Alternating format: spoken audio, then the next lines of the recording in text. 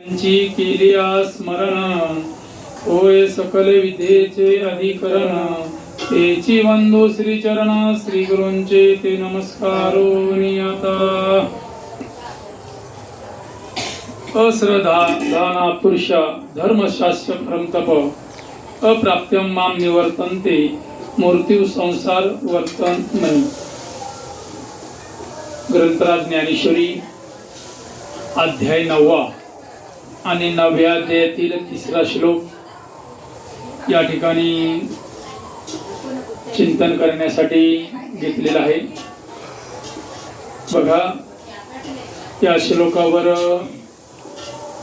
माऊलीने काही महत्वाच्या ओव्या या ठिकाणी आपल्याला दिलेल्या आहेत. पाहे पा दूध पवित्र आणि गोड पासी तोचीची या पदरा आड परी ते अभेरून गोचिड अशुद्ध कायना सेविती का कमलकंदा आणि दुर्दरी नांदनुक एकीची घरी परी पराग सिविजे ब्रह्मरी एरा चितल शिवरी ना तरी निदैवाच्या परिवरी लोहारतलिया अतिशस्त्रवरी परी तेत बैसोनी उपवास करी का दारिद्रीजे तैसा हृदयामध्ये मी रामू असता सर्व सुखाचा आरामू किंग भ्रांतीशी कामू विषयावरी. या ओवींचं थोडक्यात आपण चिंतन पाहणार आहोत. बघा, या श्लोकावर चिंतन करण्यापूर्वी परिहार अति महत्वाचा आहे. या आळंदी हे गाव पुण्यभूमी ठाव दैवताचे नाव सिद्धेश्वर 84 सिद्धांचा सिद्ध बेटी मेळा. अशा या सोहळ्यामध्ये या पावन भूमीमध्ये का या ठिकाणी विमानांची दाटी पुष्पांचा वर्षाव स्वर्गाहून देव करीताती असं हे पवित्र ठिकाण आणि आपल्या या आनंद संप्रदायामध्ये जे थोर महात्म्य होऊन गेले सच्चिदानंद एकनाथ बाबा चव्हाण, सद्गुरू चंद्रकांत बाबा पगार यांनी हा जो काही तुम्हा आम्हाला मार्ग दावून गेले आधी दयानिधी संत ते तेनेच पण ते चालू जाता न पडे गुंता कोठे काही. त्यांनी जो हा मार्ग वारीचा आपल्याला आषाढी कार्तिकी पंढरीची वारी साधन निर्धार आन नाही. आषाढीच्या वेळेस आपण सर्व पंढरपूरला बाबांच्या सानिध्यामध्ये सत्संग करत असायचो. तद्वत कार्तिक वारीला मात्र आपण या आळंदी पौण्य पावन क्षेत्रामध्ये या ठिकाणी बाबांच्या सानिध्यामध्ये नामचिंतन साधना सप्ताह असेल. त्या सप्त्यामध्ये इंद्रायणीचं इथं स्नान या ठिकाणी भव्य असा हा जो 16 इंद्रायणीच्या काठावर बघायला मिळतो. म्हणून देव स्वर्गातील देव याची अपेक्षा करतात. हा सोहळा स्वर्गी नाही, स्वर्गामध्ये हा सुख सोहळा उपभोगायला मिळणार नाही. तो आपल्याला या इंद्रायणीच्या काठावर सर्व वारकरी आपल्याला एकत्रित येऊन मोठ्या आनंदाने हा माऊलींचा सोहळा कार्तिक वारी ती समाधी सोहळ्यापर्यंत उत्साह चालायचा. आणि त्याच पद्धतीनं आपल्या सर्व भाविकांच्या माध्यमातून या ठिकाणी हा आपला उपक्रम कार्तिक वारी ते समाधी सोहळ्यापर्यंत या ठिकाणी नामस्मरण व्हावं, प्रवचन व्हावं, हरिपाठ व्हावा, काकडा व्हावा आणि या उद्देशानं या ठिकाणी आपण सर्व एकत्र आलो आहोत. आणि या ठिकाणी मोठ्या प्रेमाने आमच्या हरिभक्तपरायण जनाई भगत घोटी यांची इच्छा होती का महाराज तुम्ही या ठिकाणी प्रवचनरूपी सेवा करा. आणि त्यांच्या या इच्छेनुसारच या ठिकाणी मला व्यासपीठ उपलब्ध करून दिलं. आपले हरिभक्तपरायण विजय महाराज माळी असतील, हरिभक्तपरायण सुरेश महाराज तोकडे असतील, त्याचप्रमाणे आपल्या सर्वात ज्यांचं वय 80च्या आसपास आहे तरी सुद्धा ते या ठिकाणी आवर्जून या वारीसाठी उपस्थित आहेत. आपले मधुकर बाबा काळे दामणगाव, त्याचप्रमाणे या ठिकाणी ज्यांनी या क्षेत्रामध्ये साधना केली किंवा तुकोबरायांच्या गुरुकुलमध्ये ज्यांनी 5 वर्ष शिक्षण घेतलं, हरिभक्तपरायण ओम महाराज तोकडे, आणि या आळंदीमध्येही 2 वर्ष साधना केली, तेही या कार्यक्रमाला इथं आवर्जून उपस्थित आहेत. सर्व माता माऊलींच्या चरणाला वंदन करून या ठिकाणी या श्लोकावर थोडासा बोलण्याचा प्रयत्न करतो. बघा, श्लोक असा आहे: अश्रद्धाधाना पुरुषा धर्मशास्य परम तप अप्राप्त्यम माम निवर्तन्ते मृत्यू संसार वर्तमनी. हा श्लोक घ्यायचा कारण काय माध्यम असेल तर या श्लोकाच्या माध्यमातून आपल्याला आपल्या सद्गुरूचं स्मरण होत. कारण बाबा नेहमी या श्लोकावर, सच्चिदानंद एकनाथ बाबा चव्हाण नेहमी या श्लोकावर काय करायचे, आपल्याला मार्गदर्शन करायचे, प्रवचन द्यायचे, आणि त्या प्रवचनाची एक उजळणी म्हणून आपण या श्लोकाची या ठिकाणी नियुक्ती केली. बाबा सांगायचे का या श्लोकावर बोलत असताना भगवंतांनी अर्जुनाला हा श्लोक सांगत असताना ज्ञानोबरायांनी या ठिकाणी या श्लोकाचा विस्तार केला. बघा, पाहे पा दूध पवित्र आणि गोड पाशी तोचीची या पदरा आड परी ते आभिरोन अशुद्ध कायना सेवेती. बघा, जसं दूध कसं आहे, पवित्र आहे, गोड आहे, परंतु त्या गाईच्या कासेला असलेलं जे काही गोचीड आहे त्याला मात्र ते दूध प्राशन करायला मिळत नाही. तर ते काय पितं, रक्त पितं. वास्तविक पाहता ते इतकं दुधाच्या जवळ का थोडीशी जरी एक सोंड जर तिने पुढे ढकलली तर त्याला अमृत असलेले दुधाची काय होईल, प्राप्ती होईल. परंतु या ठिकाणी गोचीड मात्र काय करत असतंय, रक्तच पित असतंय. तद्वत बाबा सांगायचे तशी सांसारिक माणसाची गती आहे. वास्तविक पाहिला तर देव आपल्या जवळ आहे. तैसा हृदयामध्ये मी रामू असता सर्व सुखाचा आरामो क्रीम भांतीसी कामो विषयावरी. बघा, या श्लोकातच माऊलींनी म्हटलेले पुढे इतका जवळ आहे मी, परंतु जीवाला तो हृदयात असलेला भगवंत कळू येत नाही, दिसत नाही. म्हणून या ठिकाणी या विषयांच्या आहारी लागून रक्त म्हणजे काय, या ठिकाणी संसार, या संसारामध्ये बघा हा जीव सातत्याने त्या संसाराच्या ओढीला बघा काय करतो, हा जीव सतत त्या संसाराच्या ओढीनं विषयांचं सेवन करतो, संसाराचं सेवन करतो, आणि खरा असलेला जो काही गोड परमार्थ आहे त्या परमार्थापासून वंचित होतो. वास्तविक जर बघितलं, आता लाखो भाविक या आळंदी क्षेत्रामध्ये आले, लाखो भाविकांची हजेरी या ठिकाणी लागली, परंतु संसाराची ओढ इतकी प्रबळ होती का या पुण्य पावन क्षेत्रामध्ये जेवढं त्यांचं पुण्य होतं तेवढंच वेळ या ठिकाणी थांबता आलं, आणि लगेच आपल्याला माघारी कुठं जावं लागलं, पुन्हा आपल्या संसार चक्रामध्ये. म्हणजे ज्याला संसार म्हणजे प्रपंच, आणि त्या प्रपंच रूपी संसारामध्ये हा जीवाची ओढ लागलेली आहे. वास्तविक पाहता तिथे सगळे विषय आहेत. तसे ते विषय 5 प्रकारचे आहेत: शब्द, स्पर्श, रूप, रस आणि गंध. एक एक विषयाने एक एक प्राणी या जीवाला मुक्तो. तर मनुष्याच्या ठिकाणी 5 विषय आहेत. या 5 विषयांच्या हा नादाला लागल्यानंतर हा जीव वाचेल कसा, म्हणून साधू संतांनी युक्त्या केल्या, आणि त्याच युक्तीच्या माध्यमातून आपण बघा काय घेतो, हातामध्ये पताका घेतो, पायाने इथून 2 किलोमीटर का अंतर होईना टाळ वाजवतो, मृदुंग वाजवत आपण कुठपर्यंत जातो? इंद्रायणीच्या काठावर जातो. टाळी वाजवावी, घोडी उभारावी, वाट ती चालावी पंढरीची, किंवा ज्ञानोबा तुकोबा, किंवा ज्ञानराज माझी योग्यांची मावली. च्या माऊलींनी योग्यांसाठी साधन केलं, तुमच्या आमच्यासाठी आपल्याला भजन केलं. कोणतं?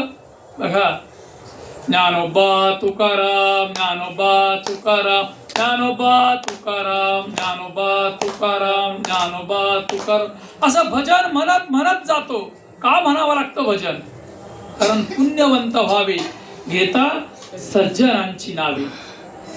बघा, कारण तुका म्हणे पापे जाती संतांची या जपे. संतांचं जप करत करत आपण जर एक पाऊल टाकत जर चाललो तर त्याचा परिणाम होतो. नाम घेता वाट चाले, यज्ञ पावला पावले.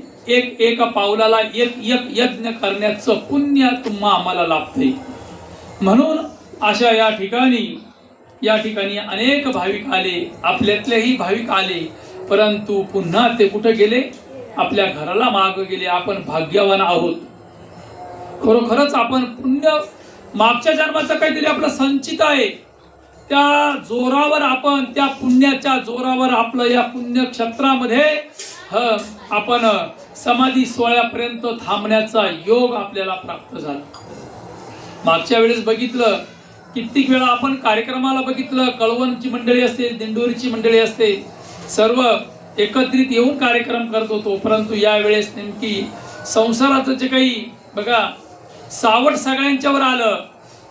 पाऊस अतिवृष्टी झाली, भाताची कापणी होती ती उशिराच गेली, आणि त्यामुळे काही वारकऱ्यांना येता आलं नाही. अडचण काय? प्रपंचाची, संसाराची. संसार जो आपण करतो प्रपंच, त्यालाही संसार म्हणतात. आणि जन्म मृत्यूचा जो काही रहाटगाडगा आहे त्यालाही संसार म्हणतात. आणि अशा या संसारावर 4 दिवस का होईना या ठिकाणी आपल्याला थांबण्याचा योग आलाय. खरोखरच भाग्यवान आहोत. आणि खऱ्या अर्थाने या ठिकाणी पहाटेपासून बघा, विजय महाराज असतील, सुरेश महाराज असतील, दामणीचे बाबा असतील, आपले ओम महाराज असतील, हे दोन्ही मृदुंग वादक लहान बालक आहेत, परंतु गोडी मात्र. आणि त्या संघाने पहाटे हा ब्रह्मरस, खऱ्या अर्थाने ब्रह्मरस आहे, काकडा भजनामध्ये तो सकाळी सेवन केला. आणि आपल्या या वृत्तीला उजाळा मिळावा, आपल्या ठिकाणी विवेक वैराग्य उत्पन्न व्हावं, या संघाने या ठिकाणी प्रवचनाची सेवा आहे. काल आपण चिंतनाच्या अगोदर, बैठकीच्या अगोदरचे 15 मिनिटं आसन सिद्धी कशी असावी, आसन सिद्ध कसा होईल याच्यावर चिंतन मांडलं. बैठकीच्या अगोदर आपण 15 मिनिटं या आसन सिद्धीवर चिंतन मांडल्यानंतर परिणाम असा झाला का बरोबर 1 तासाची जी बैठक होती, बाबाचं वय 80 वर्षाचं आहे, तरी सुद्धा त्यांचं एक किंचित सुद्धा शरीर हललं नाही, कुठल्याच इंद्रियांची हालचाल झाली नाही. आणि जवळजवळ 70 ते 75% जे साधनेला बसलेले होते ते यशस्वी झाले.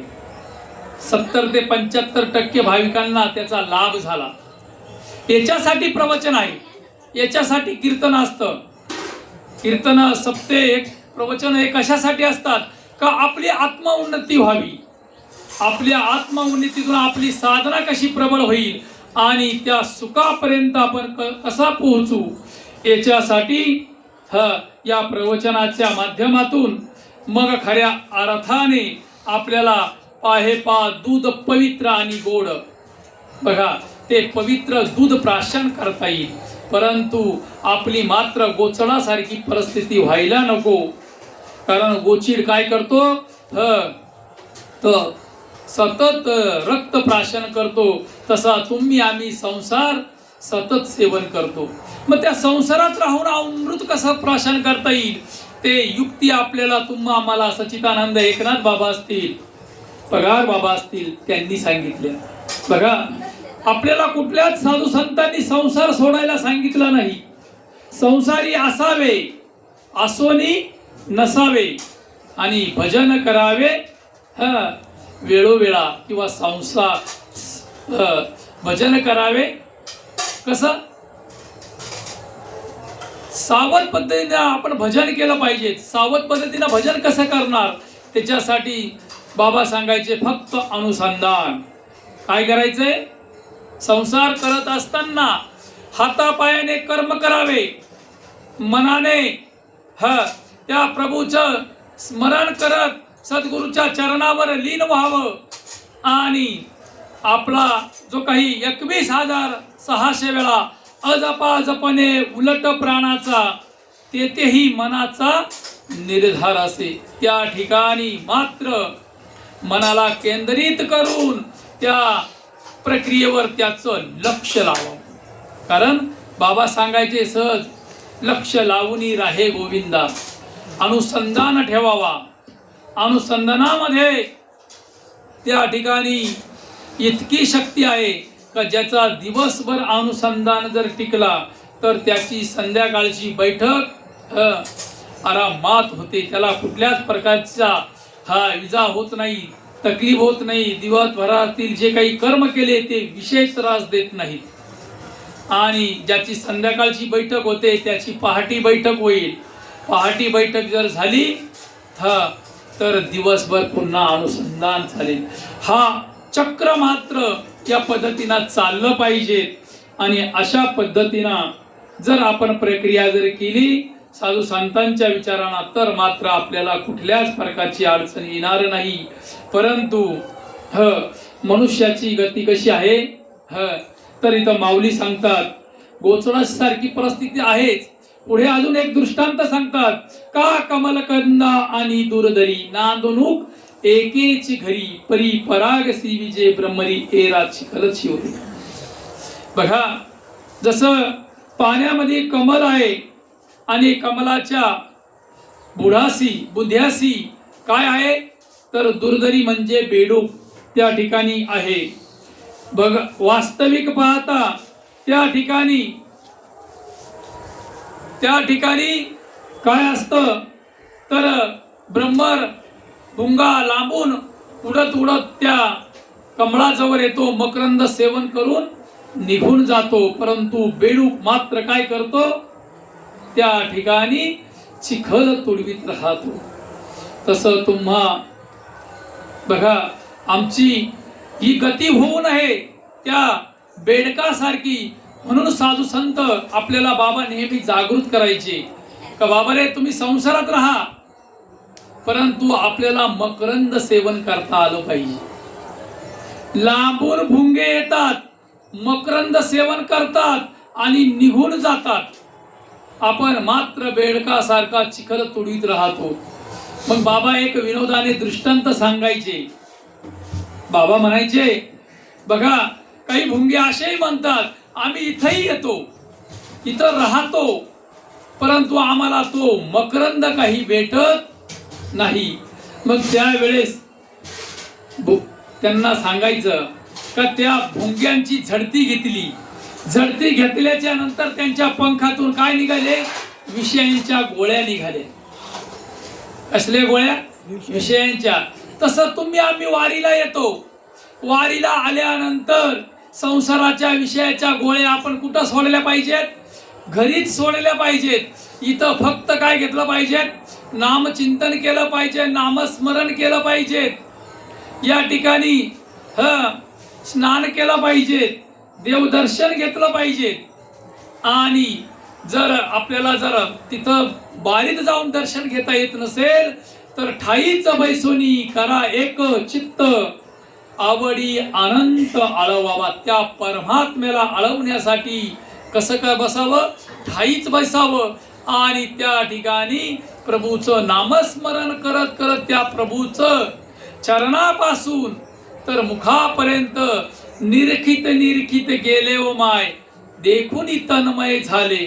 असं मनुष्याने त्या ठिकाणी काय करावं, नामस्मरण चिंतन करत करत आपला वेळ काढावा. मग खऱ्या अर्थाने आपल्याला तो मकरंद प्राशन करायला मिळेल. परंतु अजून पुढे दृष्टांत देऊन सांगतात माऊली, आपली परिस्थिती कशी आहे का आणि दैवात या ठिकाणी का निदैवाच्या परिवरी लोहा रुतिलास अति शस्त्रवरी परी एक बैसोनी उपवास करी का दारी द्यायची.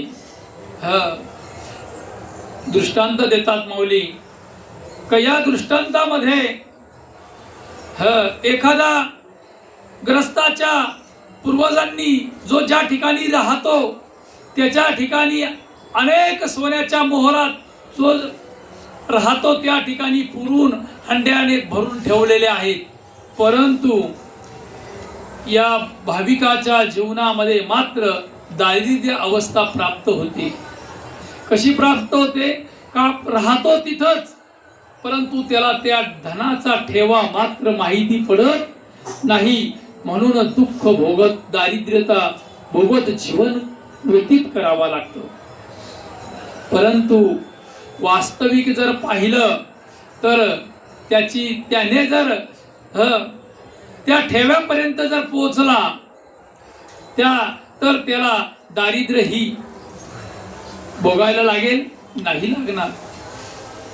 तद्वत त्याप्रमाणे हे या ठिकाणी माऊली सांगतात, तैसा हृदयामध्ये मी रामू. जसा त्याच्या किती जवळ हंडा आहे का एकदम जवळ आहे. गोचडाच्या किती जवळ दूध आहे अगदी जवळ आहे. बेडकाच्या किती जवळ मकरंद आहे परंतु अगदी जवळ आहे. परंतु त्यांना ते मात्र मिळत नाही.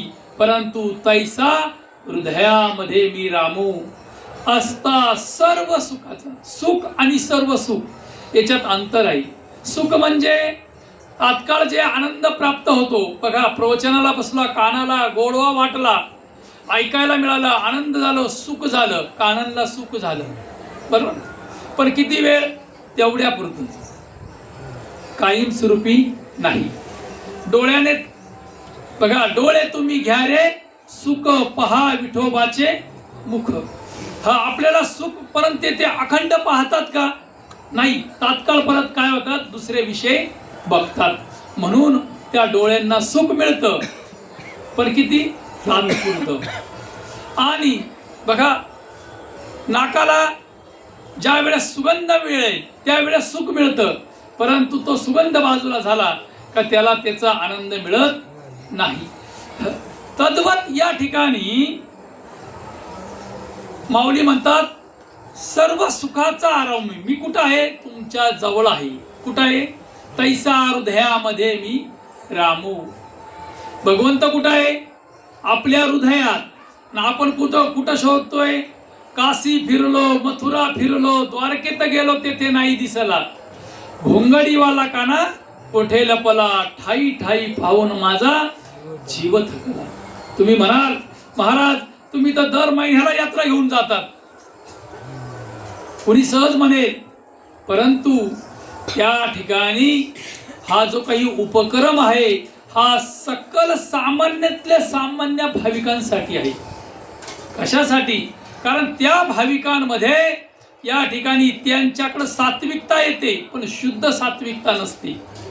आणि ज्या वेळेस नाथ महाराजांनी हे ब्रह्मज्ञान सांगण्यासाठी बघा त्या टायमात भारुड हे प्रकरण काढलं आणि लोकांना विनोद करून गंमत दाखवून हे ब्रह्मज्ञान जगापुढे मांडलं आणि पटवून दिलं. तद्वत आता कोणी म्हटलं भाविकांना का चला कीर्तनाला 2 तास आपल्याला जायचंय, माणसं येत नाही. चला प्रवचनाला, माणसं प्रवचनाला येत नाही. कारण प्रवचनकाराच्या पुढे किती माणसं असतात? 4, 5, 10 लोक, 15 लोक, याच्यावरती माणसं नसतात. कारण काही परिस्थिती झाली, त्याची जी गोडी होती ती गोडी राहिली नाही. परंतु जर म्हटलं कोणी, महाराज चला तीर्थयात्रेला, आपल्याला तीर्थयात्रेला जायचंय का, मात्र माणसं आता सध्याच्या या कलियुगामध्ये ओघ जर असेल सगळ्यात जास्त ओघ जर असेल तो तीर्थयात्रेवर आहे. आणि हाच भाग पाहून जेणेकरून माझ्या माहितीनुसार आतापर्यंत, कारण ही संकल्पना सुद्धा कोणाची होती, सच्चिदानंद एकनाथ बाबा चव्हाण. काशीला 7 दिवस सप्ताह असायचा, पण तो सप्ताह कसा असायचा, तिथंशी नामचिंतन सप्ताह असायचा, प्रवचन कीर्तन व्हायचे, जीवाचा उद्धारासाठी त्या ठिकाणी बाबा तुम्हा आम्हाला एकत्रित करून आपल्याकडून साधना करून घ्यायची. मग आज या आळंदी क्षेत्रामध्ये 3.5 दिवसाचा हा चिंतन सप्त्याचा योग का आयोजित केला, ही त्यांची प्रेरणा आहे. का कमीत कमी माणसाने या क्षेत्रात आल्यावर तरी हा संसार विसरेल, आणि विसरल्यानंतर तो या सुखाला, आपल्या आत्मसुखाला किंवा तैसा हृदयामध्ये मी रामू आस्था सर्व सुखाचा रामू, तो जो हृदयात असलेला भगवंत कळवून देण्याचं साधन प्राप्त होईल, कळवून देता येईल, सांगता येईल. आणि तद्वत याप्रमाणे बघा, या तीर्थयात्रेमध्ये बाबांनी देह ठेवल्यानंतर 12 वर्ष निघून गेले, परंतु बाबांची इच्छा होती सोरटी सोमनाथला पुढचा कार्यक्रम करावा. परंतु बघा, त्या ठिकाणी आपले विजय महाराज असतील, आपले भगवान महाराज, रतन महाराज आणि दत्तपंथ, आणि मलाही त्या ठिकाणी आम्ही 5 भाविकांनी जाऊन सोरटी सोमनाथला पहिलं आयोजन केलं. आणि नंतर गोपालदास बाबांच्या मार्गदर्शनाखाली, पगार बाबांच्या मार्गदर्शनाखाली 2 बसचं त्या ठिकाणी नियोजन करून सप्त्याचा आरंभ केला. आणि तेव्हापासून या तीर्थयात्रेचा आरंभ आजपर्यंत चालूच आहे. फक्त त्याच्यात परिणाम झाला का आपण वर्षातून एकदा जायचो, परंतु आता मात्र भाविकांचे फोनवर प्रचार प्रसार, कारण सकल महाराष्ट्रातील भाविक या तीर्थयात्रेमुळे जोडल्या गेले. आणि नुसते जोडल्याच गेले नाही, तर त्यातील जेवढे तीर्थयात्रा का करायची आहे, कारण त्यातील जे काही 90% माणसं जे टाळकरी होते ते आज हरिभक्त परायण झाले, माळकरी झाले. म्हणजेच हा जो नाथांचा ओघ भारुडाचा होता, आपण ते बाबांच्या कृपा आशीर्वादाने त्यांची संकल्पना होती, फक्त आपण ते कार्य टिकवण्याचा प्रयत्न केला आणि त्यामुळे त्याला यश येते. ही जी शक्ती असेल, मला आत्ताच येताना वासुदेव महाराज भेटले आणि सांगितलं महाराजांनी, महाराज म्हणे तुम्ही तिकडनं आले, लगेच इकडं आळंदीला चाले, तुम्हाला शक्ती कुठून येते? अहो म्हटलं, मला शक्ती देणारे बाबा आहेत, ते करून घेतात, त्यांच्या कृपा आशीर्वादाने या ठिकाणी हा योग येतो. नाहीतर माझ्यामध्ये मज पामर आहे काय थोरपण, पायेची वाहन पायी बरी. 12 वर्ष हा सोहळा झाला. आतापर्यंत संतांच्या, पगार बाबांच्या, एकनाथ बाबांच्या कृपा आशीर्वादाने आजपर्यंत कधीही अडचण आली नाही. आणि खऱ्या अर्थाने त्या जीवाला, मग जे नामस्मरण करतात, जे अनुग्रह आहेत, जे ज्यांना बोध दिलेले आहेत, मग अशांच्याकडून काय साधना करून घ्यावी? त्यांना तीर्थयात्रेला नेण्याचं साधन नाही, काय करावं? त्यांच्याकडून चिंतन सप्ते करून घ्यावी. ज्यांनी माळा घातल्यात, ज्यांना बीज मंत्राचा उपदेश आलेला आहे, ज्यांना बोध दिलेला आहे, त्यांनी काय करावं? तर तीर्थयात्रा त्यांना कळालं आहे, तैसा हृदयामध्ये मी रामू आस्था सर्व सुखाचा आरामो किम भ्रांतीशी कामो विषयावरी. इतर विषयांमध्ये पडण्याची गरज नाही. त्यांनी काय करावं? तर त्यांनी चिंतन सप्ते हँडल करावे, अटेंड करावे. म्हणून आपण बाबांनी जो उपक्रम चालू केला होता, कुठे? सप्तशृंगी गडावर, तो पुन्हा उपक्रम कळवण दिंडोरीतील भाविक असतील सर्व एकत्रित करून, आपल्या इगतपुरी तालुक्यातील भाविक एकत्रित करून त्या ठिकाणी चिंतन सप्त्याचं आयोजन केले ना. आता लगेच दरवर्षी आपला नोव्हेंबर ते डिसेंबर या महिन्यात असायचा, परंतु भाविकांना सगळ्यांना वेळ पूर्ण देता यावा या उद्देशाने आपण त्या ठिकाणी तो आता फेब्रुवारी महिन्यामध्ये, म्हणून जेवढे या ठिकाणी चिंतनासाठी जेवढे भाविक आले सप्त्याला, एवढ्यांनी सर्वांनी त्या सप्त्यामध्ये काय करायचं आहे? उपस्थित राहायचं आहे. आणि आपल्या ठिकाणी असलेला जो काही परमात्मा आहे त्याला काय करायचं? तैसा हृदयामध्ये मी रामो असता सर्व सुखाचा. सर्व जे सुख आहे, कारण सर्व सुखाचे आगर जनी म्हणे शारंगधर. सर्व सुखाच्या आगर बाप रखमा देवीवर. तो आपल्या हृदयात कसा आहे? मज हृदयी सद्गुरु तेने तरिलो हा संसार पुरू. म्हणून विशेष अत्यादरू विवेकावरी. या संघाने, या न्यायाप्रमाणे आपण ही साधना केली पाहिजे. आणि ही साधना केल्यानंतरच आपल्याला त्या सुखापर्यंत, त्या सुखाचा आनंद घेता येईल. तैसा हृदयामध्ये मी रामू असता सर्व सुखाचा आरोमू. किं भ्रांतीसी कामू विषयावरी. बघा, आणि अशा संबंधीना या श्लोकावर, या ठिकाणी या ओव्यांच्यावर आपण चिंतन मांडलं. जाता जाता एक शेवटची या अजून माऊलींनी ओव्यात दिलेले आहेत. परंतु तरी अहम ममतेची लवण सवडी माते न पावतीची बापुडी. म्हणून या जन्म मरणाची अधुथडी हे ढवळती ठेली. मनुष्य त्या सुखापर्यंत का पोहोचत नाही? सच्चिदानंद एकनाथ बाबा या ओवीच्या माध्यमातून तुम्हा मला मार्गदर्शन करायचे. कारण अहम ममता, या ममतेमुळं काल आपले भाविक बघितले. तर आपण आता जवळजवळ 20-22 भाविक या ठिकाणी आहोत चिंतनासाठी. काल 30-22 आपल्या बरोबरचे आले होते, परंतु 50-60 भाविक सगळे एकत्र झाले होतो. परंतु अहम ममतेची लवण सवडी, या अहम ममतेमुळं सगळ्यांना त्या लोंढ्यामध्ये कुठे घेऊन गेले? परत आपल्या घराकडे घेऊन गेले. परंतु ज्या माऊलींचा आपण ग्रंथ ज्ञानेश्वरी डोक्यावर घेऊन संपूर्ण या विश्वाला आता विश्वात्मके देवे येणे वाघ यज्ञ तोषावे तोषोनी मज द्यावे पसाय दान. हे या विश्वासाठी ज्यांनी कार्य केलं त्यांचा हा काय आहे? समाधी सोहळा. आणि त्या समाधी सोहळ्यासाठी आपण आवर्जून थांबलोच पाहिजे. तिथपर्यंत आपण या ठिकाणी या पुण्यक्षेत्रात थांबलंच पाहिजेत. आणि मग खऱ्या अर्थाने बघा, संतांची आपल्यावरही कृपा होईल आणि आपली संतान बदल काय होईल? श्रद्धा वाढेल, भक्ती वाढेल आणि आपलं कल्याण होईल. अशा पद्धतीनं बघा, आपल्याला खूप काही बोलता येईल, खूप काही सांगता येईल, परंतु काही काळाची वेळेची मर्यादा आहे.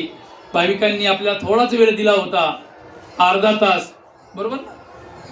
तर या ठिकाणी अर्धे तासाची ही काही सेवा असेल.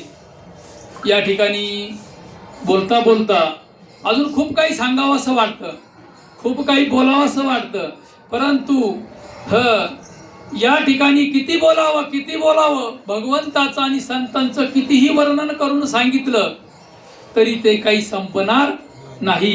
कारण या ठिकाणी म्हणतात समुद्राची शाही केली, पृथ्वीचा कागद केला, तरी सुद्धा ते साधू संतांचं आणि भगवंताचं चरित्र लिहिल्या जाणार नाही. आणि या ठिकाणी भगवान शेषशाही सहस्रमुखाचा वर्णिता भागला, जो 1000 मुखाचा होता, तो वर्णन करता करता त्याची जिभा दुभांगली, फाटली. बघा, सापाची जीभ आहे, मधी चिरलेली आहे, अशी बाहेर निघते. तर आम्ही त्या परमात्म्याचं, या साधू संतांचं काय वर्णन करणार? आठवण बाबांची म्हणून या श्लोकावर थोडासा बोलण्याचा प्रयत्न केला. न्यून्यते पुरते अधिकते सरते करून घ्यावे तुमते विनवितासे करेल तैसी केली कटकट वाकडी का नीट देव जाणे. पुन्हा एकदा या ठिकाणी या सेवेसाठी आवर्जून उपस्थित असलेल्या सर्व माता माऊली असतील, या ठिकाणी ज्येष्ठ श्रेष्ठ बंधू असतील, भाविका, सर्वांच्या चरणाला नतमस्तक होऊन या ठिकाणी हा जो काही या ठिकाणी सेवेचा योग मला प्राप्त करून दिला, आणि त्या सर्वांचं या ठिकाणी आभार मानतो आणि या ठिकाणी थांबतो. न्यून्यते पुरते अधिकते सरते करून घ्यावे तुमते विनितासी केली कटकट वाकडी का नीट देव जावणे. पुंडलिक वरदा हरी विठ्ठल श्री ज्ञानदेव तुकाराम पंढरीनाथ भगवान.